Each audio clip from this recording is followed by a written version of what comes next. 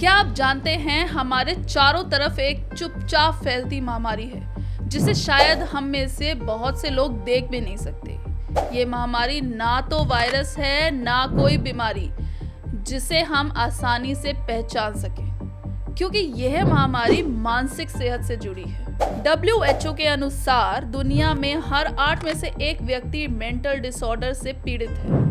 दुनिया भर में लगभग 970 मिलियन लोग आज किसी न किसी मानसिक समस्या से जूझ रहे हैं। और आपको जानकर हैरानी होगी कि हमारे अपने देश में लगभग 60 से 70 मिलियन लोग गंभीर मानसिक बीमारियों से पीड़ित हैं। कोविड-19 महामारी के बाद यह समस्या और भी बढ़ गई है। एंग्जाइटी डिसऑर्डर से प्रभावित लोगों की संख्या लगभग 25% बढ़कर 374 मिलियन हो गई है, जो कोविड से पहले 298 मिलियन थी। National institute of health NIH के अनुसार दुनिया भर में 14.3% मौतें या हर साल लगभग 8 मिलियन मौतें मानसिक विकारों के कारण होती हैं।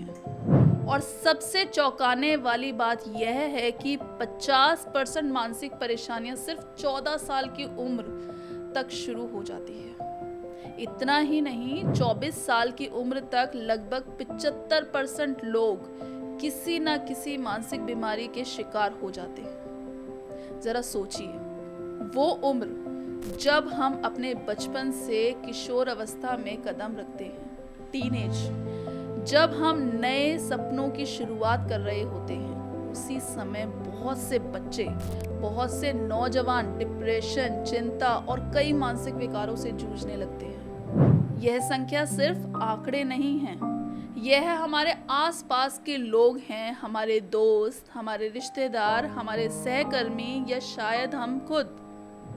लेकिन शायद सबसे दर्दनाक बात यह है कि भारत, जिसे हम अपनी संस्कृति और परंपराओं का गर्व करते हैं, आज दुनिया की आत्महत्या की राजधानी बन गई है। भारत में हर साल 2.6 लाख से ज्यादा आत्महत्याएं हो रही हैं।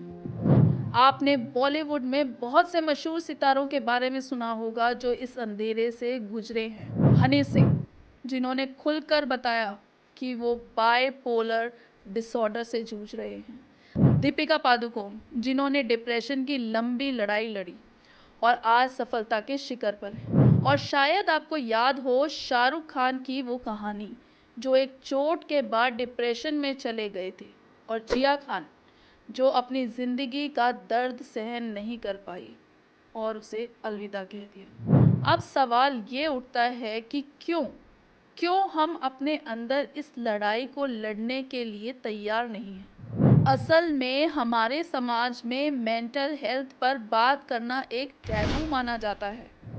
हम इसे कमजोरी समझते हैं और शायद इसलिए लोग मदद मांगने से डरते हैं। लेकिन क्या आप भी कभी इस अंधेरे से गुजरे हैं, या कोई ऐसा है जिसे आप जानते हैं जो अंदर ही अंदर टूट रहा है लेकिन कह नहीं पा रहा। ये वक्त है अवेयरनेस फैलाने का।